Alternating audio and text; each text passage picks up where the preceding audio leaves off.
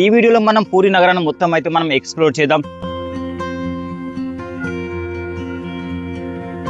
ఈ పూరి నగరంలో చూసుకుంటే మనకి ఇక్కడ చూడండి శ్రీ జగన్నాథ్ మందిర్ అయితే ఉంది. ఇక్కడ ఆ ఆలయాన్ని ఎలా దర్శించుకోవాలి, అలాగే ఈ ఆలయంలో ఉన్న ఆచారాలు ఏంటివి, ఈ ఆలయంలో అందరికీ అంతుచిక్కని ఎన్నో రహస్యాలు ఉన్నాయి, ఆ రహస్యాలు ఏంటి, అలాగే చరిత్ర కూడా తెలుసుకుందాం.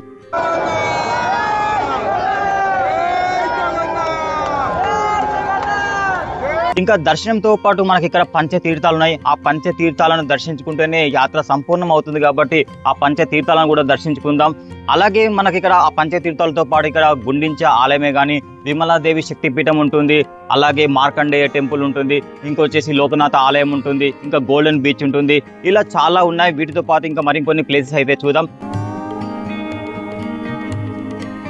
సో నేను ఈ వీడియో ఈజీ అవ్వడం కోసం నేను నిన్ననే ఇవన్నీ ప్లేసెస్ అయితే తిరిగాను. ఏ ప్లేస్ నుంచి ఎంత దూరం ఉంటుందని ఒక క్లియర్ మ్యాప్ అయితే వేసుకున్నాను. సో దాని ప్రకారం మనం ఈ వీడియో అయితే మనకైతే ఈజీ అవుతుంది, ఎందుకంటే నేను ఆల్రెడీ వెళ్ళాను కాబట్టి. సో ఏ ప్లేస్ నుంచి ఏ ప్లేస్కి ఎంత దూరం ఉంది నాకు క్లియర్ ఐడియా ఉంది కాబట్టి మీరు వచ్చినప్పుడు మీ పూరి ట్రిప్ అనేది చాలా ఈజీ అవుతుంది. జగన్నాథుని మొత్తం ఈ పూరి నగరం అయితే చూసేద్దాం. ఇప్పుడైతే మనం అయితే వీడియో అయితే స్టార్ట్ చేద్దాం. శ్రీ జగన్నాథ దర్శనంతో పాటు మనం దర్శించుకోవాల్సిన పంచతీర్థాలు వచ్చేసి మొదటిది వచ్చేసి రోహిణి కుండ, ఇది జగన్నాథ ఆలయం పక్కనే ఉంటుంది. అండ్ ఇంకా సెకండ్ వచ్చేసి శ్వేతగంగా ట్యాంక్ అనమాట, ఇది బీచ్కి వెళ్ళే రోడ్లో ఉంటుంది. ఇక మూడవది మహోదతి, ఇది స్వర్గద్వార బీచ్ని మహోదతి అంటారు. ఇక తర్వాత వచ్చి చూసుకుంటే మార్కండేయ పుష్కరిణి ఉంటుంది. ఇంకా ఫిఫ్త్ వన్ వచ్చేసి లాస్ట్ది ఇంద్రద్యుమ్న సరోవర్ అనమాట. ఈ 5 తీర్థాలతో పాటు మరిన్ని ప్లేస్ అయితే మనం దర్శించుకుంటాం. ఇక్కడ మనకు టెంపుల్ బ్యాక్ సైడ్లో మనకైతే ఇక్కడ విమలాదేవి శక్తిపీఠం కూడా ఉంటుంది, మరికొన్ని ఉపాలయాలు ఉంటాయి, అవి కూడా దర్శించుకుందాం. అలాగే టెంపుల్కి రైట్ సైడ్లో కొద్దిగా ముందుకెళ్తే మనకు లోకనాథ ఆలయం ఉంటుంది. అలాగే టెంపుల్కి లెఫ్ట్ సైడ్లో వెళ్తే మన గ్రాండ్ రోడ్ అయితే గుండిచ మాత అమ్మవారి ఆలయం ఉంటుంది. ఈ విధంగా ఈ ఆలయంతో పాటు మరిన్ని ఇక్కడ మధ్యలో వస్తే అవన్నీ కూడా మనమైతే చూసుకుంటూ ఇప్పుడైతే వెళ్దాం. ఇక చాలా మంది దర్శనానికి వెళ్లే ముందు అయితే ఇక్కడ మహోదతి అంటే స్వర్గద్వార బీచ్ దగ్గర అయితే స్నానం చేసి ఇక్కడికి వస్తారు కాబట్టి ఫస్ట్ మనం అయితే అక్కడికి వెళ్ళి మన యాత్ర అయితే స్టార్ట్ చేద్దాం. ఇప్పుడైతే మనం స్వర్గద్వార బీచ్కి అయితే వెళ్ళి మనం యాత్ర అయితే స్టార్ట్ చేద్దాం. మనం ఇప్పుడు టెంపుల్ నుంచి రైట్ సైడ్లో ఈ రోడ్లో అయితే మనం 1.7 కిలోమీటర్ అయితే మనం వెళ్ళాలి. సో వెళ్దాం రండి.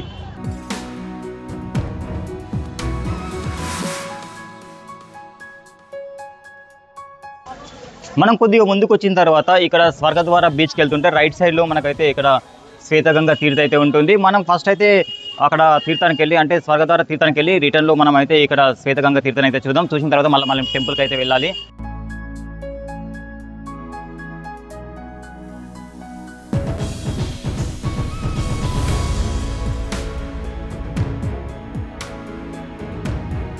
ఇప్పుడు మనం 1.7 కిలోమీటర్ వాక్ చేసి అయితే మనం అయితే స్వర్గద్వార బీచ్కి అయితే వచ్చాం. ఇదంతా కూడా చూడండి, ఇదంతా కూడా బీచ్ రోడ్ అన్నమాట. సో ఇక్కడ నుంచి మనం కొద్దిగా ముందుకు వెళ్తే మనకైతే గోల్డెన్ బీచ్ ఉంటుంది. మనం ఈ దర్శనం అయిపోయిన తర్వాత అక్కడికి అయితే వెళ్దాం. ఇప్పుడు మరి స్వర్గద్వార బీచ్కి వెళ్ళిన తర్వాత అక్కడ విషయాలు అయితే తెలుసుకుందాం.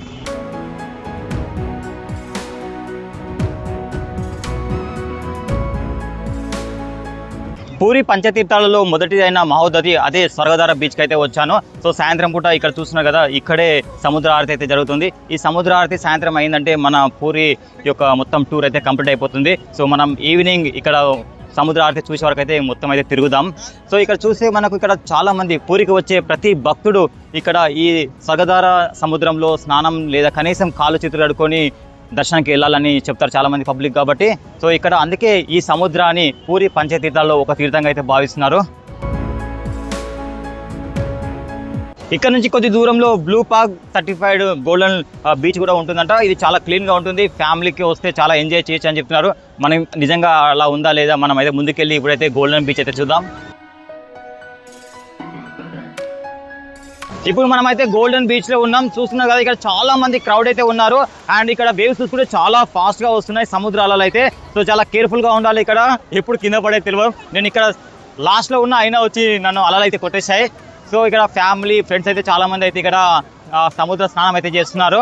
సో మీరుగా వచ్చినప్పుడు అంటే మీరు స్వర్గద్వార బీచ్ అయిపోయిన తర్వాత ఇక్కడ గోల్డెన్ బీచ్ కూడా చూసుకోండి. సో ఇప్పుడైతే మనం ఈ 2 బీచ్లు చూసుకున్న తర్వాత ఇప్పుడు మనం అయితే మళ్ళీ టెంపుల్ రోడ్లో వెళ్తుంటే మనకైతే శ్వేతగంగా తీర్థం అయితే ఉంటుంది, 2వ తీర్థం, అదైతే వెళ్ళి చూద్దాం. ఇప్పుడు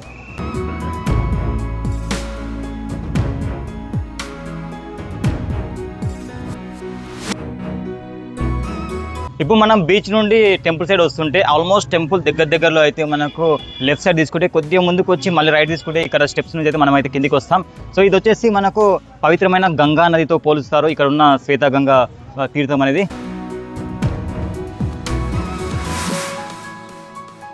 ఇక్కడ చూస్తున్నారు కదా చాలా మంది అయితే ఈ పుష్కరంలో అయితే స్నానం చేస్తున్నారు. ఈ శ్వేతగంగా పుష్కరిని ఒక పవిత్రమైన గంగా నదిగా భావిస్తారు కాబట్టి మనం ఫస్ట్ చూసాం కదా స్వర్గ ద్వారా అక్కడ ఆ తీర్థం నుంచి వచ్చిన వాళ్ళు కూడా ఇక్కడ కూడా చాలా మంది స్నానాలు చేసి ఇక్కడ దర్శనంకి అయితే వెళ్తారు. సో ఈ విధంగా అయితే ఉంది పుష్కరిని. ఈ పుష్కర్ నుంచి మనం రిటర్న్ వెళ్తుంటే ఇక్కడ రైట్ సైడ్ లో చూసుకోవచ్చు దేవాలయం ఉంది. ఈ దేవాలయంలో మత్స్య అవతారంలో విష్ణుమూర్తి అలాగే శ్వేత మాధవుడు కొలువై ఉన్నారు. లోపలికి అయితే మొబైల్ అలవ్ లేదు కాబట్టి మీరు వచ్చినప్పుడు దర్శనం చేసుకోండి. ఇక్కడ నుంచి ఇప్పుడు మళ్ళీ లోక్నాథ్ టెంపుల్కి అయితే 1.8 కిలోమీటర్స్ ఉంది. సో మనం ఇక్కడ నుంచి రైట్ తీసుకొని డైరెక్ట్ వెళ్ళొచ్చు లేదా టెంపుల్కి వెళ్ళి అక్కడ నుంచి కూడా వెళ్ళొచ్చు. సో ఈ విధంగా మనం టెంపుల్కి రైట్ సైడ్ లో ఈ ప్లేసెస్ అన్ని ఇప్పుడైతే చూసాం. ఇక లోక్నాథ్ టెంపుల్ చూసిన తర్వాత మళ్ళీ టెంపుల్కి వెళ్ళి టెంపుల్ యొక్క దర్శనం అలాగే అక్కడ ఉన్న రహస్యాలు మరియు టెంపుల్ యొక్క చరిత్ర తెలుసుకొని ఆ మహాప్రసాదం గురించి తెలుసుకొని ఆలయానికి లెఫ్ట్ సైడ్ లో ఉన్న మరిన్ని ప్లేసెస్ కూడా మనం అయితే తెలుసుకుందాం.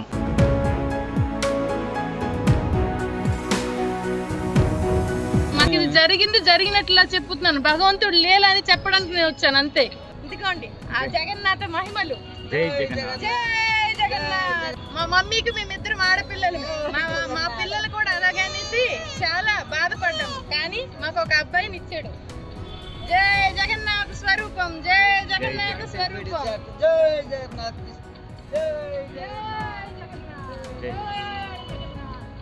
చూశారు కదా ఆ కన్న తల్లి జగన్నాథుని పైన ఎంత నమ్మకం పెట్టుకుందో. జై జగన్నాథ్. ఇప్పుడైతే మనం అయితే లోకనాథ్ టెంపుల్కి అయితే వెళ్దాం.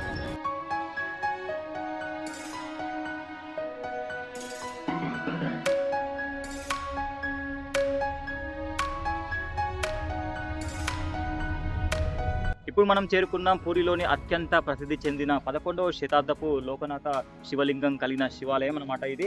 సో ఇక్కడ శివలింగం చూసుకుంటే ఇక్కడ సహజ ఊట వల్ల ఎప్పుడు సంవత్సరం పొడవునా అది నీటిలో మునిగి ఉంటుంది. కేవలం ఒక రోజు మాత్రమే భక్తులకు ఆ నీటిని తీసి భక్తులకైతే ఆ శివలింగాన్ని దర్శనం అయితే కల్పిస్తారని చెప్తున్నారు. అండ్ ఇక్కడ చూసుకుంటే ఆలయం లోపలికి అయితే మొబైల్ అయితే అలో చేయట్లేదు. చాలా స్ట్రిక్ట్గా ఇక్కడైతే ప్రొహిబిట్ చేశారు. సో మొబైల్ అయితే ఇక్కడ డిపాజిట్ చేసి వెళ్ళాలి కాబట్టి మీరు వచ్చినప్పుడు మీరే అయితే దర్శనం చేసుకోండి. ఇక్కడ చూడండి బ్యాక్ సైడ్ ఇక్కడ కూడా ఒక పుష్కరిణి ఉంది. ఇదైతే పంచతీర్థాలతో ఒకటైతే కాదు, ఇది సపరేట్ ఈ శివాలయం పక్కన ఉన్న లోకనాథ్ టెంపుల్ పక్కన ఉన్న లోకనాథ పుష్కరిణి. సో ఇక్కడ బోట్ కూడా ఉంది, అంటే బోట్ ఫెసిలిటీ కూడా ఇక్కడ ఉన్నట్టుంది. సో మీరు ట్రై చేయండి వచ్చినప్పుడు. చాలా వెదర్ అయితే చాలా బాగుంది, ఇక్కడ అట్మాస్ఫియర్ అయితే చాలా బాగుంది. సో మీరు వచ్చినప్పుడు ఆ శివలింగాన్ని అయితే దర్శనం చేసుకోండి. ఇప్పుడైతే నేనైతే దర్శనంకి వెళ్తాను. ఓం నమః శివాయ.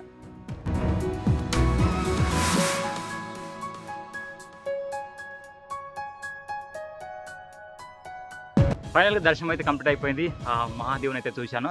ఇక్కడ చూసుకుంటే శివలింగం ఎలా ఉందంటే మొత్తం బిల్వపత్రాలతో అయితే నింపారు, అంటే లోపల వాటర్లో ఉంటుందని చెప్పారు.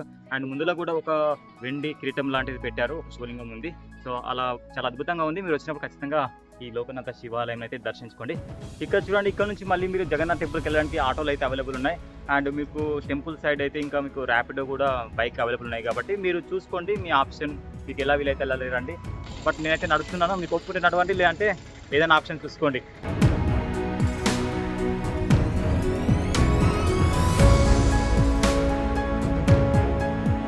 లోక్నాథ్ టెంపుల్ నుంచి రాగానే మనం చూస్తున్నాం కదా జగన్నాథ ఆలయం యొక్క పడమర సైడ్ ఉన్న ద్వారం సైడ్ అయితే వచ్చాము. ఇప్పుడు నేను ఆలయ పడమర సైడ్ అయితే ఉన్నాను. మొత్తం ఆలయానికి 4 ద్వారాలు ఉన్నాయి. సో మెయిన్ ఈస్ట్ ద్వారం వచ్చేసి సింహద్వారం అంటాం, అక్కడ నుంచి ఎక్కువ దర్శనం అయితే చేసుకుంటారు భక్తులు. అలాగే ఆలయంలో దర్శనంకి వెళ్ళినప్పుడు దర్శనం అయిపోయిన తర్వాత మీకు ఆలయం బ్యాక్ సైడ్ లో అష్టాదశ శక్తిపీఠాల్లో ఒకటైన ఇక్కడ విమలాదేవి శక్తిపీఠం కూడా ఉంటుంది. ఖచ్చితంగా దర్శనం చేసుకోండి. ఆ జగన్నాథం దర్శనం తర్వాత అమ్మవారిని కూడా దర్శనం చేసుకోండి. ఇంకా దాని పక్కనే మనము పంచతీర్థాలు చెప్పాం కదా, అందులో 3వ తీర్థమైన రోహిణి కుండ కూడా అక్కడే ఉంటుంది. ఈ రోహిణి కుండలో ఉన్న అంటే నీళ్ళు అనేవి చాలా పవిత్రమైనవిగా భావిస్తారు. అంటే లోపలికి మొబైల్ అలో లేదు కాబట్టి మీరు వచ్చినప్పుడే ఆ 2 అయితే చూసుకోవాలి. అండ్ ఇప్పుడు మనం ఈ ఆలయం యొక్క చరిత్ర, అలాగే ఈ ఆలయంలో ఉన్న సాంప్రదాయాలు ఏంటివి, అలాగే ఈ ఆలయంలో ఉన్న రహస్యాలు ఏంటివి కూడా తెలుసుకున్న తర్వాత ఈ ఆలయం యొక్క దర్శనం ఎలా చేసుకోవాలి కూడా తెలుసుకుందాం. ఫస్ట్ అయితే మనం ఈ ఆలయం యొక్క చరిత్ర అయితే తెలుసుకుందాం.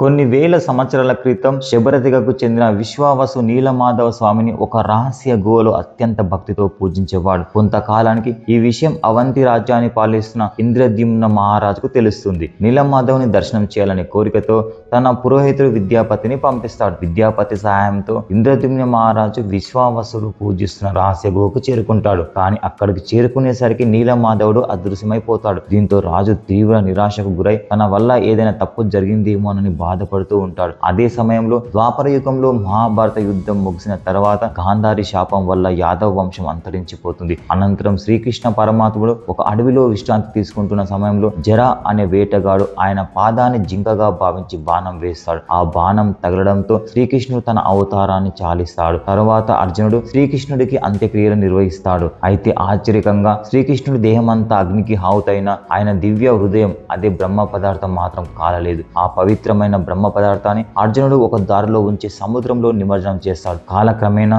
ఆ దివ్యమైన దారు బ్రహ్మ ఒడిశా సముద్ర తీరానికి చేరుతుంది. ఆ సమయంలో ఇంద్రద్యుమ్న రాజుకు జగన్నాథుడు కలలో దర్శనమిచ్చి పూరి సముద్ర తీరానికి చేరిన పవిత్రమైన దారు బ్రహ్మతో నా విగ్రహాలు తయారు చేసి ప్రతిష్ఠించు అని ఆదేశిస్తాడు. రాజు సముద్ర తీరంలో ఆ దివ్యమైన దారు బ్రహ్మను కనుగొంటాడు. కానీ ఆ చెక్కతో విగ్రహాలు చేయడానికి ఎవ్వరూ ముందుకు రారు. అప్పుడు దేవశిల్పి విశ్వకర్మ ఒక వృద్ధుడి రూపంలో వచ్చి 21 డేస్ పాటు ఎవ్వరూ తలుపులు తిరగకూడదు అనే షరతుతో విగ్రహాలు తయారు చేయడం ప్రారంభిస్తాడు. కానీ 15 రోజుల తర్వాత లోపల నుంచి ఎలాంటి శబ్దం వినిపించకపోవడంతో రాణి గుండిచాదేవి ఆందోళన చెంది తలుపులు తెరుస్తుంది. లోపలికి వెళ్ళి చూడగా విశ్వకర్మ అదృశ్యమైపోయి ఉంటాడు. అయితే కాలు చేతులు అసంపూర్తిగా విగ్రహాలు మాత్రమే కనిపిస్తాయి. అవి భగవంతుని సంకల్పమే అని భావించిన ఇంద్రద్యుమ్న మహారాజు శ్రీ జగన్నాథుడు, బలభద్రుడు, సుభద్రదేవి విగ్రహాలను అదే రూపంలో ప్రతిష్ఠించాడు. తర్వాత క్రీస్తకం 12వ శతాబ్దంలో తూర్పు గంగా వంశానికి చెందిన అందవర్మన్ చూడగంగా దేవుడు ఈ మహా జగన్నాథ ఆలయాన్ని పునర్నిర్మాణాన్ని ప్రారంభించగా ఆయన వారసులు దానిని పూర్తి చేశారు. చూశారు కదా ఆలయం యొక్క చరిత్ర. ఈ ఆలయంలోని అద్భుతాలు, అంతు చిక్కని రహస్యాలు ఎన్నో ఉన్నాయి. అయినా ఇంత గొప్ప ఆలయం గురించి నాకు తెలిసిన హిస్టరీ మాత్రమే తెలుసుకొని చెప్పగలిగాను. ఏమైనా తప్పు ఉంటే మన్నించాలి. మరి ఇప్పుడు ఈ ఆలయంలో ఉన్న సాంప్రదాయాల గురించి అయితే తెలుసుకుందాం. ఈ స్నాన పూర్ణిమ అనేది సంవత్సరంలో ఒక రోజు మాత్రమే జరుగుతుంది. రథయాత్రకు 15 రోజుల ముందు అంటే జ్యేష్ఠ పూర్ణమి రోజున ఇక్కడ ఉన్న దేవతామూర్తులను బయటికి తీసుకొచ్చి 108 కుండలతో అంటే ఇక్కడ ఆలయంలో ఉన్న పవిత్ర బావి నుంచి 108 కుండలతో ఇక్కడ స్వామివారికి అయితే ఇక్కడ స్నానం చేపిస్తారు. సో అప్పుడు మరి జగన్నాథుడికి అయితే జ్వరం వచ్చిందిగా భావిస్తారు. మరి అక్కడ జ్వరం వచ్చినప్పుడు ఏం చేస్తారో ఇప్పుడు తెలుసుకుందాం. ఈ అనసర కాలంలో అంటే 15 రోజుల పాటు ఉంటుంది. అంటే స్వామివారికి స్నానం చేపించిన తర్వాత జ్వరం వస్తుంది కదా, అప్పుడు ఆలయం లోపల ఒక అనసర పిండి అనే ఒక రహస్యమైన గదిలోకి తీసుకెళ్తారు. మరి ఈ 15 రోజుల పాటు ఆయుర్వేద వైద్యం అందించేది ఇక్కడ పూజారులు కాదు, అప్పుడే ఒక తెగ వాళ్ళు బయటకు వస్తారు. వాళ్ళే దైతాపతులు అంటారు. ఈ దైతాపతులు ఎవరో కాదు, ఆ శ్రీకృష్ణుని పూజించిన విశ్వావసు అనే తెగకు చెందిన వారంట, వారి వంశస్థులు అని చెప్తున్నారు. సో ఈ విధంగా మొత్తం స్వామివారికి జ్వరం తక్కువ అవుతుందంటే 15 డేస్లో, అప్పటి వరకు వారి బాధ్యత అంటే స్వామివారి బాధ్యత మొత్తం ఈ దైతాపతులే తీసుకుంటారని చెప్పారు. సో ఈ కాలాన్ని అయితే అనసర కాలం అని పిలుస్తారు.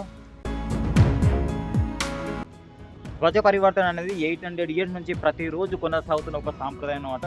ఇక్కడ చూసుకుంటే అక్కడ గోపురం వచ్చేసి 214 ఫీట్ హైట్లో ఉంటుంది. అంత పైకి ఎక్కి అక్కడ సుదర్శన చక్రం పైన ప్రతిరోజు జెండా మారుస్తారు.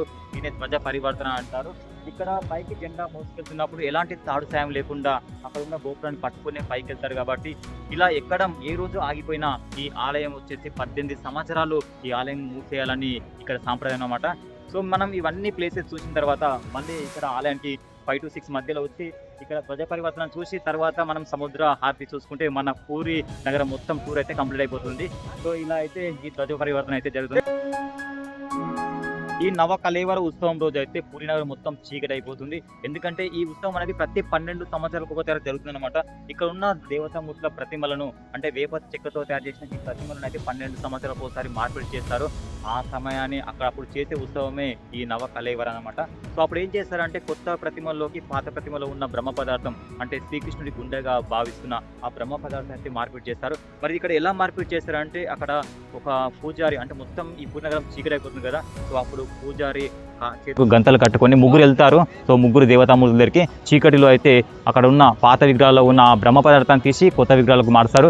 సో అప్పుడు ఆ పూజారులకు ఆ పదార్థం మార్చేటప్పుడు ఒక బతుకున్న పక్షిని పట్టుకుంటే ఎలా కదులుతుందో అలా కదులుతుందని ఇక్కడ భక్తుల విశ్వాసం, అలా కదులుతుందని చెప్తున్నారు. సో ఇది ఒక అద్భుతం కదా. చందన యాత్ర వచ్చేసి వేసవి కాలంలో 42 రోజుల పాటు జరుగుతుంది. అంటే ఇక్కడ మనం ఇప్పుడు వెళ్తాం కదా నెక్స్ట్ నరేంద్ర పుష్కరిణి అని, అంటే పంచతీర్థం కాకుండా అదైతే నరేంద్ర పుష్కరిణి ఉంటుంది. అక్కడ అంటే వేసవిలో 42 రోజుల పాటు అక్కడ ఆ పుష్కరిణిలో ఒక అందంగా అలంకరించిన బోట్లో ఇక్కడ దేవతామూర్తులను తీసుకెళ్లి ఆ బోట్లో తిప్పుతారని చెప్తున్నారు. సో అదొక ఉత్సవం అయితే జరుగుతుంది. ఇలా ఆలయంలో చాలా సాంప్రదాయాలే ఉన్నాయి, అలాగే రథయాత్రకు సంబంధించిన సాంప్రదాయాలు కూడా ఉన్నాయి. కాబట్టి మనం మిగిలిన రథయాత్రకు సంబంధించిన సాంప్రదాయాలను మనం రథయాత్ర వీడియోలో అయితే నేను క్లియర్గా చూపిస్తాను. సో రథయాత్రకు సంబంధించిన వీడియో అయితే చూడండి. సో ఈ విధంగా అయితే మనమైతే ఇక్కడ చాలా సాంప్రదాయాలు ఉన్నాయి, ఇవన్నీ చూడొచ్చు. ఇప్పుడు మనం ఈ ఆలయంలో ఉన్న అద్భుతమైన అంతుచిక్కని రహస్యాల గురించి ఏంటివో తెలుసుకుందాం. ఈ సుదర్శన చక్రం అనేది గోపురం చూశారు కదా, 214 ఫీట్ హైట్లో ఉన్న గోపురం పైన ఉంటుంది. ఈ సుదర్శన చక్రం బరువు వచ్చేసి 1 టన్ ఉంటుందని చెప్తున్నారు. అండ్ సుదర్శన చక్రంని మనం దూరం నుంచి చూస్తే ఎటు నుంచి చూసినా అది ఒకేలాగా కనిపిస్తుందని చెప్తున్నారు. ఇది ఒక అద్భుతం కదా. ఈ ఆలయంపై ఎగిరే జెండా పతీత పావన బాణ అనే జెండా అనేది సుదర్శన చక్రం పైన చూస్తున్నాం కదా, గాలి ఎటు వీస్తుందో వ్యతిరేక దిశలో అయితే ఈ జెండా అయితే ఎగురుతుంది. ఇది ఒక అద్భుతమైన అంతుచిక్కని రహస్యం అన్నమాట. ఇది చాలామంది భక్తులు అయితే ఇక్కడ చూస్తుంటారు. ఈ ఆలయం పైన ఎలాంటి పక్షులు కానీ అలాగే విమానాలు కానీ ఎగరవని చెప్తారు. సో నేను వచ్చినప్పటి నుంచి చూసిన ఆ గోపురం పైన ఇంతవరకు ఒక్క పక్షి కూడా అక్కడ ఆలలేదు, అలాగే విమానాలు కూడా ఈ గోపురం పై నుంచి వెళ్ళవు. సో ఒక అద్భుతమే కదా. చూస్తున్నారు కదా ఎంత పెద్దగా ఉందో గోపురం. 214 ఫీట్ హైట్లో ఉన్న గోపురం నీడ అయితే ఎక్కడ కూడా కనిపించదు. మరి ఆ రహస్యం ఏంటి? ఆలయానికి కొద్ది దూరంలో సముద్ర అలల సౌండ్, కానీ సింహద్వారం దాటగానే ఆ శబ్దం అనేది వినిపించదు. ఇది ఎంతటి అద్భుతం. ప్రపంచంలో అతిపెద్ద వంటశాల గది కలిగిన ఆలయం అన్నమాట. సో ఇక్కడ చూసుకుంటే కొన్ని లక్షల మందికి ప్రసాదం అందిస్తున్న వంటశాల ఇక్కడైతే కలిగి ఉంది. అది కూడా కట్టెల పొయ్యి మీదే ఉంటారు, అది కూడా కుండలలోనే ఇక్కడ ప్రసాదం అయితే వండుతారు. ఇక్కడ మరొక విషయం ఏంటంటే అందరినీ ఆశ్చర్యపరుస్తున్న విషయం, ఇక్కడ ప్రసాదాన్ని 7 కుండలు అంటే వరుసగా ఒకదానిపై పెట్టి ఒకటి అయితే పెట్టి ఇక్కడ ప్రసాదాన్ని ప్రిపేర్ చేస్తుంటారు. అప్పుడు కింది కుండలో ఉడకకుండా ప్రసాదం పైన ఉన్న కుండలో ఉడకడం, దాని తర్వాత నెక్స్ట్ కుండ, అలా పైనుంచి మొత్తం ప్రసాదం రెడీ అయ్యకుండా వస్తుంది. ఇది చాలా అద్భుతం కదా. ఇలాంటి రహస్యాలు మరెన్నో ఈ ఆలయంలో అయితే మనం చూడొచ్చు. చూశారు కదా ఈ ఆలయం యొక్క రహస్యాలు, అలాగే ఆలయంలో ఉన్న రహస్యాల గురించి అయితే మనం తెలుసుకుందాం. మరి ఇప్పుడు ఆ జగన్నాథుని ఎలా దర్శనం చేసుకోవాలో తెలుసుకుందాం.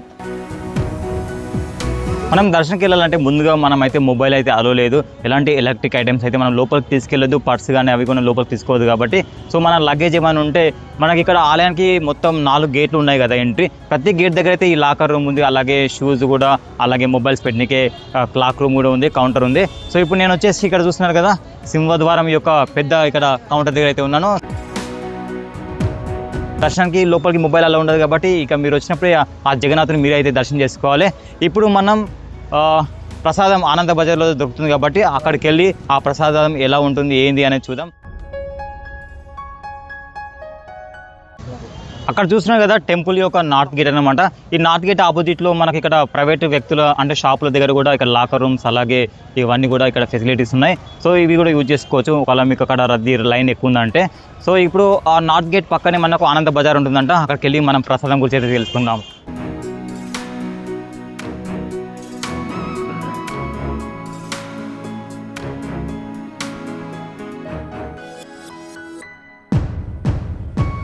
నిజంగా మహాప్రసాదం అయితే మా అమృతం లాగా ఉంది, చాలా అద్భుతం. యాక్చువల్గా నేను ఈరోజు టెంపుల్ క్లోజ్ ఉండడం వల్ల ఇక్కడ ప్రసాదం కూడా క్లోజ్ ఉందా అనుకున్నాను, లేకుంటే మధ్యాహ్నం మనం ఇక్కడే తినేవాళ్ళం. సో మీరు కూడా పూరి జగన్నాథ్ యాత్ర ఇక్కడ పూరి జగన్నాథ్ టెంపుల్కి వచ్చినప్పుడు మాక్సిమం ఇక్కడే తినడానికి ప్రయత్నం చేయండి. నిజంగా ప్రసాదం అయితే అమృతం లాగా ఉంది.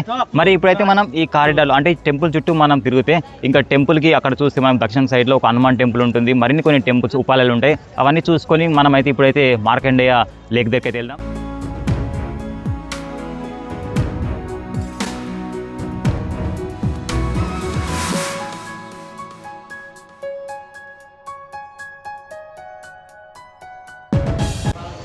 జగన్నాథ టెంపుల్కి వాయువ్య దిశలో అంటే సౌత్ వెస్ట్ దిశలో ఒక ట్యాంక్ ఉంటుంది. ఆ ట్యాంక్ పక్క నుంచి రోడ్ ఉంటుంది. ఆ రోడ్లో మనం కొద్దిగా ముందుకు రాగానే ఇక్కడ మార్కండేయ పుష్కరిణి ఉంటుంది. ఈ పుష్కరి పక్కన ఇక్కడ మార్కండేయ స్వామి దేవాలయం కూడా ఉంది. సో మనం లోపలికి వెళ్ళి ఆ దేవాలయాన్ని అయితే దర్శించుకుందాం.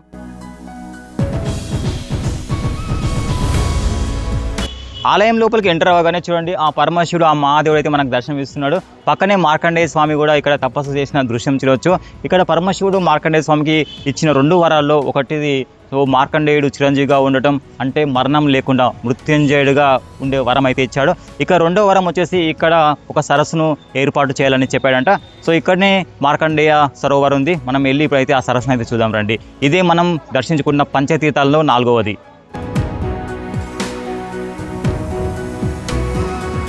చూస్తున్నారు కదా ఇక్కడ ఉన్న ఈ పుష్కరిణి ఎంత ప్రశాంతంగా ఉందో.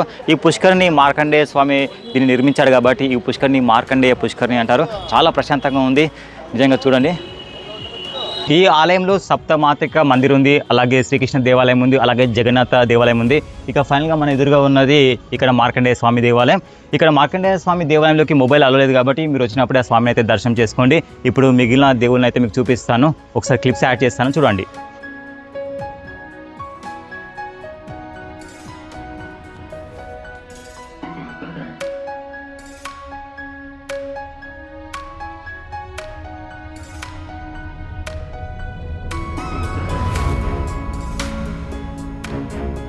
ఇక్కడ ఉన్న దేవాలయాలను దర్శించుకున్న తర్వాత ఇక్కడైతే చాలా మంచి స్పాట్ అని చెప్పొచ్చు. ఫొటోస్ వీడియోస్ తీసుకోవడానికి చాలా బ్యూటిఫుల్గా ఉంది.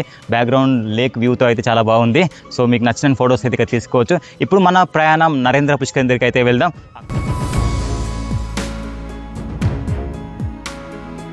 మార్కండేయ స్వామి ఆలయం నుంచి కొద్దిగా ముందుకు వచ్చి ఫస్ట్ స్టెప్ తీసుకొని 1 కిలోమీటర్ వస్తే మనం అయితే ఇక్కడ నరేంద్ర పుష్కరిణికి వస్తాం. ఇక్కడ చూస్తున్నారు కదా ఈ పుష్కరిణి చాలా పెద్దగా ఉంది.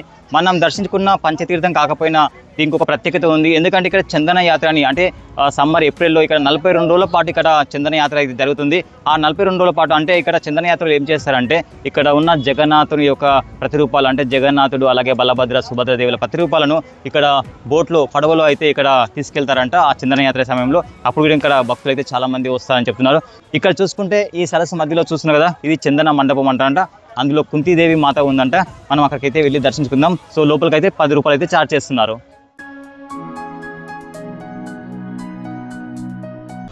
చాలా బాగుంది. సో మధ్యలో ఆలయానికి వెళ్ళడానికి ఇక్కడ ఒక వంతెన అయితే ఏర్పాటు చేశారు.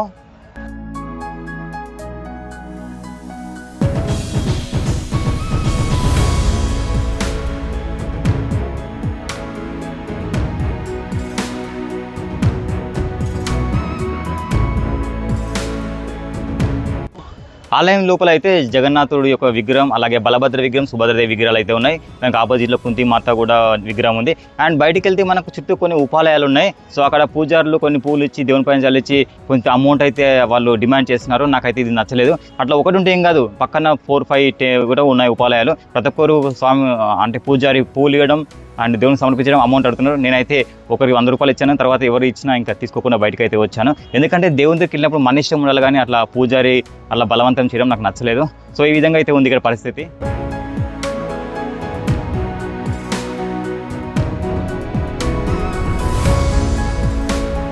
ఇక్కడ చూస్తున్నారు కదా ఇదే గుండిచా మాత టెంపుల్ అన్నమాట. రథయాత్ర సందర్భంగా ఇక్కడైతే టెంపుల్ అయితే బంద్ ఉంది. సో మీరు ఎప్పుడైనా రథయాత్ర సమయంలో వస్తే 9 రోజుల పాటు ఆ రథాలు చిక్కనే అవుతాయి కాబట్టి 9 రోజుల పాటు అంటే మళ్ళీ దేవతామూర్తులు రిటర్న్ వెళ్ళే వరకు ఇక్కడే దర్శనం చేసుకోవాల్సి ఉంటుంది. ఇది గుర్తుపెట్టుకోండి. ఇప్పుడు మనం ఇంద్రద్యుమ్న సరోవర్కి అయితే వెళ్దాం రండి.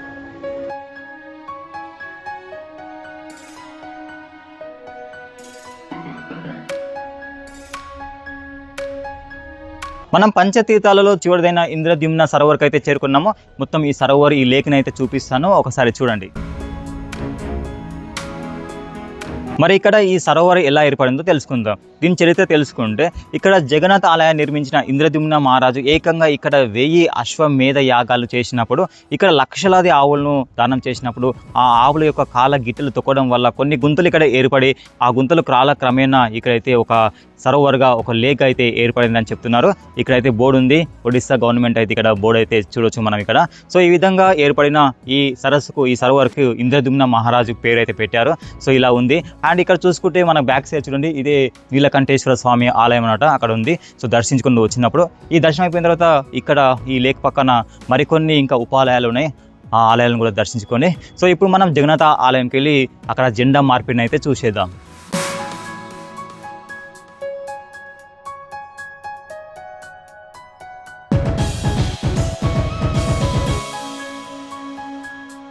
ఇప్పుడు మనం ఆలయానికి నార్త్ సైడ్ నుంచి అయితే వ్యూ అయితే చూసాము.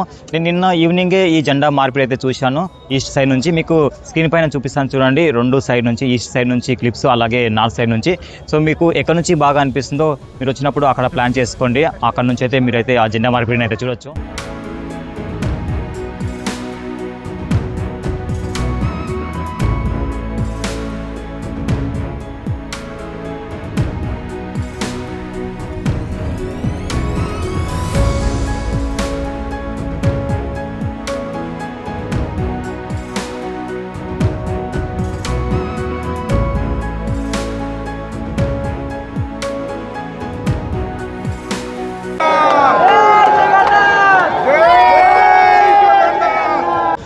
చూశారు కదా జెండా మార్చడం, ఇది ఒక అద్భుతమైన దృశ్యంగా మనం అయితే చూడవచ్చు.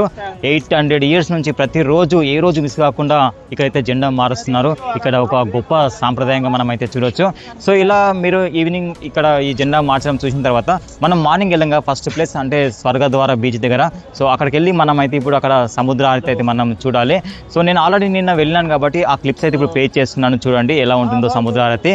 సో కావున మీరైతే మనం మార్నింగ్ వెళ్ళిన ప్లేస్కే మీరు ఇప్పుడు అక్కడికి 6-6:30 లోపల వెళ్తే మీరైతే మళ్ళీ సముద్ర ఆరతిని అయితే చూడొచ్చు. సో క్లిప్స్ ప్లే చేస్తున్నాను చూడండి.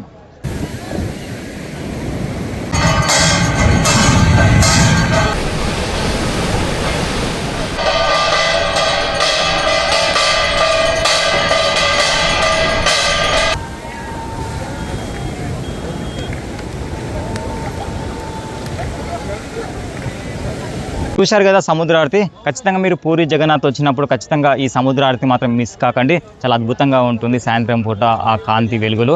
సో అలాగే మనకు ఈ ప్లేసెసే కాకుండా ఇంకా మీకు పూరిలో టైం ఉంటే ఖచ్చితంగా మీరు వెళ్ళాల్సిన టెంపుల్స్ వచ్చేసి ఏంటో ఇప్పుడైతే మనం చూద్దాం. అంటే పూరికి దగ్గర ఉన్న నియరెస్ట్ విజిట్ ప్లేసెస్ ఏంటో ఇప్పుడు చూద్దాం. పూరికి మరికొద్ది దూరంలో ఉన్న నియరెస్ట్ ప్లేసెస్ చూసుకుంటే చాలా వరకు అయితే ఇక్కడ వచ్చిన వాళ్ళు వెళ్తారు. భువనేశ్వర్లో ఉన్న లింగరాజ టెంపుల్, అలాగే కోనార్క్ సన్ టెంపుల్ అనమాట. ఇంకా పక్కనే చిలుక లేక్ ఉంటుంది. ఈ ప్లేసెస్ అయితే చాలామంది వెళ్తారు. ఒకవేళ మనం ఈ ప్లేసెస్కి సొంతంగా వెళ్ళాలంటే ఇక్కడ గుండిచా మాత టెంపుల్ పక్కన బస్ స్టాండ్ ఉంటుంది. ఆ బస్ స్టాండ్ నుంచి ఏసీ బస్సెస్ అయితే అవైలబుల్ ఉంటాయి. మనకు 50 to 60 రూపీస్ ఉంటుంది టికెట్ మనం ఏ టెంపుల్కి వెళ్ళినా. సో మీరు ఇట్లా సొంతంగా వెళ్ళొచ్చు, లేదంటే మీరు బుక్ ఒడిస్సా యాప్ ఉంటుంది. సో యాప్లో మీకు ఈ 3 టెంపుల్ కాక మరికొన్ని ప్లేసెస్ ఉంటాయి. 600 అనమాట. పూరి టు పూరి మార్నింగ్ 6కి తీసుకెళ్ళి మళ్ళీ ఈవినింగ్ అయితే డ్రాప్ చేస్తారు. సో చూడండి, మీకు ఎలా వీలైతే అలా అయితే మీరు ఇలా బుక్ చేసుకోండి ఈ ప్లేసెస్ని. సో ఈ విధంగా మనం మార్నింగ్ నుండి 15 కిలోమీటర్ మొత్తం నడిచి సో మొత్తం ఈ పూరి ట్రిప్ గైడ్ అయితే మీకు అందించాను. సో మీ ఫ్యూచర్లో మీ పూరి ట్రిప్కి ఈ వీడియో వెళ్ళిపోతుంది అనుకుంటున్నాను కాబట్టి ఈ యూస్ఫుల్ వీడియో మీకు నచ్చితే లైక్ చేయండి. అలాగే జై జగన్నాథ్ అని కామెంట్ చేయండి. మరిన్ని ట్రావెల్ వీడియోస్ కోసం మన ఛానల్ అయితే ఖచ్చితంగా సబ్స్క్రైబ్ చేసుకోండి. Thank you for watching. జై జగన్నాథ్.